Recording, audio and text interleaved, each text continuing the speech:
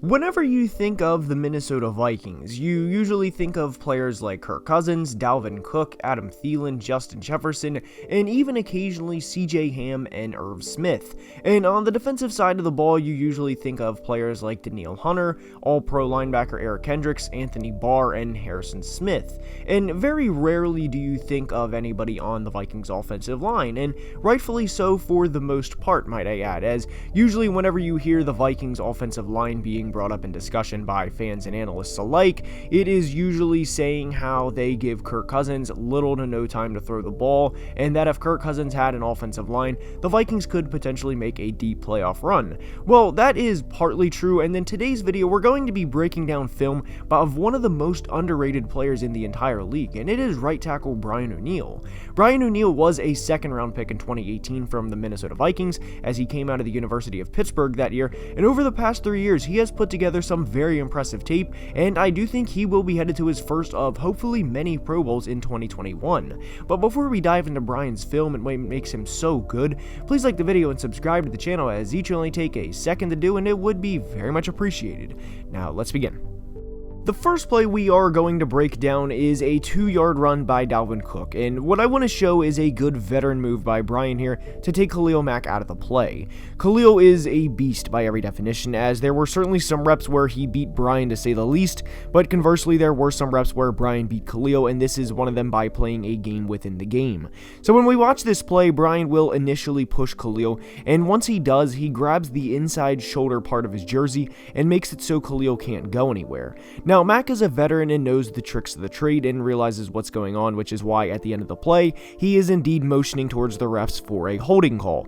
This is a very common thing done by tackles, as it is obviously isn't easy to block players like Khalil, Myles Garrett, and the Aaron Donalds of the world. So Brian initially gets a really good push on Khalil, then takes him out of the play, and towards the end is the iron grip on the shoulder sleeve. What I do want to make clear is Brian did not hold the entire time, and this is the only way possible he can block Khalil, because it is not. Brian is a very good offensive tackle, and and I say this in parentheses, but hold on his jersey really takes place is when Khalil whips his head violently back towards where the ball is. This little trick of the trade, or get away with what you can, is something a veteran like Brian and someone like David Bakhtiari of the Packers sometimes do to win reps. And the narrative of the Packers holding on every single play is because of little jersey tugs like this, and this is a way savvy veteran offensive tackles routinely win reps against players like the Khalil Macks of the world. Now, to be clear, this is not the only way to beat them, but this is what happened on this specific play.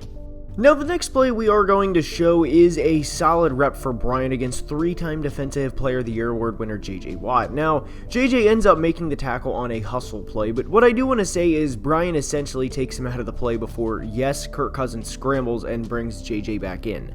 Now, there's a lot to break down on this play outside of just Brian versus J.J., but what really went wrong for the Vikings was Irv Smith blocking Whitney Mercilus one-on-one on the right side. Now, I'm not slandering Irv here because he was put at a disposition to begin with, as Whitney Mercilus on Irv Smith honestly went about as well as you would expect, but Brian himself did a phenomenal job in a one-on-one situation against JJ. And just because the sack numbers for Watt aren't necessarily there anymore the way they used to be, what I want to say is teams still do respect him highly, and he routinely gets double teamed. So to be clear, there aren't a whole lot of JJ versus Brian reps exclusively from this game, but this was one of them, and Brian did a very good job here against JJ Watt.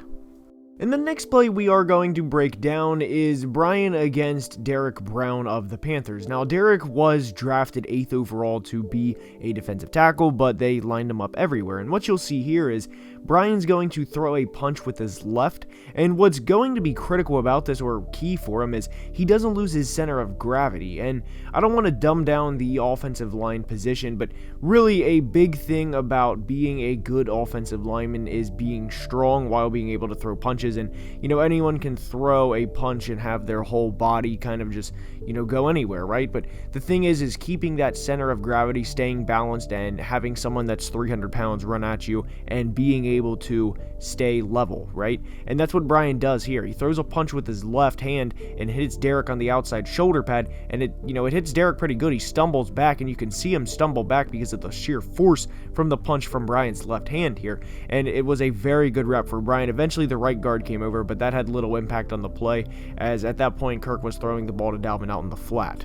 So what we have next is a rep from the infamous Alvin Kamara Christmas Day 6-touchdown game, but what we have is Cameron Jordan trying to bull rush Brian O'Neill and then goes to a spin move later in the replica. A signature Dwight Freeney spin move is what he's going for, which Brian completely eliminates. Now, as you saw, it was an incomplete pass from Justin Jefferson against Marshawn Lattimore, but what we are focusing on is Brian on Cameron Jordan, and these two are very familiar with each other. They played each other in the playoff game in 2019, and then of course this game, and of course then they played in 2018, which was in Brian's rookie season as well. So these two are familiar with each other. They've gone up against each other a couple of times, and not quite to the level of division rivals, but they are very familiar with each other. And Cameron Jordan, if you ever have looked at the box score from this game, did get a sack. And what happened on that play was a corner came off the right side on a blitz, so Brian had to pick up the blitz, and Cameron Jordan pretty much walked Ezra Cleveland right back to the quarterback for a strip sack and it was an 11-yard loss. So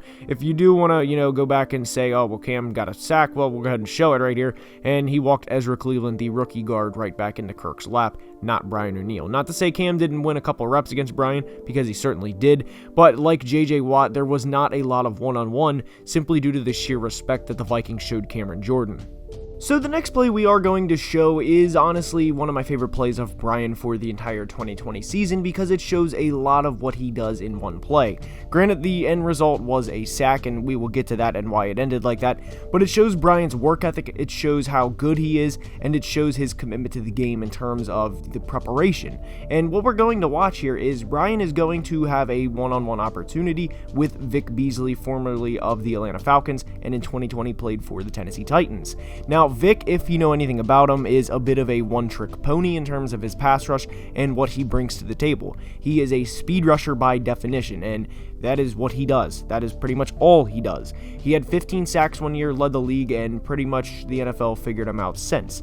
But what we're going to watch Brian do is, what I want you to watch here, is watch how explosive and quick his first step is out of his stance. He is the first Vikings lineman out of his stance, and it's not even close when you slow it down, because he knows he has to deal with Vic's speed. And watch how good he plays this snap right here. But what Brian does so well on this play is he knows that Vic Beasley is going to try and dip under his outside shoulder or his right shoulder. He knows that from the get-go, and even if Kirk was being a statue on the play, meaning he was just sitting back in the pocket, Brian drove Vic so far back past where Kirk would have been that it wouldn't have mattered, and Kirk would have found a receiver by the time he would have released the ball, or by the time that Vic had any opportunities to even get back into the pocket, which is a reason why I like this rep so much. Now, Jeffrey Simmons completely blew Drew Samia up off the ball, and there was a reason Jeffrey Simmons was a first-round pick back in 2019, and Drew Samia was a fourth-round pick.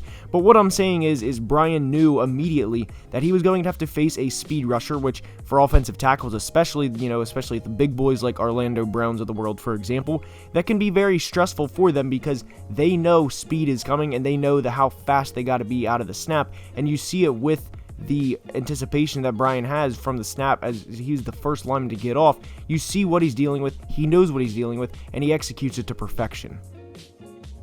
So the final play we are going to break down is a 25-yard completion for the Minnesota Vikings, and without meaning to, I feel like some of the reps that we showed for Brian today were just not good offensive plays, but that goes to show that anybody can have a good play even though the team may not. And what we're going to show here is Za'Darius Smith, it's one-on-one. There is no help for Brian. If he gets beat, then Kirk gets a sack right in his face. And obviously, Brian is a right tackle, so it's not Kirk's blind side, and Kirk would see it coming the whole time. But what we're going to have here is Za'Darius puts his right hand on Brian's left shoulder pad. And what he's going to try to do is he's going to try to bait Brian essentially to, try to block his right side of his body. And then what he's going to try to do is try to swim past Brian in a typical swim move right here. But Brian moves exactly with him. He counters Za'Darius' pass rush's moves, and as Kirk steps up into the pocket, granted Za'Darius goes right with Kirk, but at that point Thielen is open and Kirk finds him for a 25-yard gain. So what we're working with is a one-on-one swim move that Brian counters beautifully, and I really don't know if you're going to find many more pass reps where a right tackle just moves with a pass rusher as good as Brian does here. It is step for step, and Za'Darius on this specific pass protection rep did not have a chance.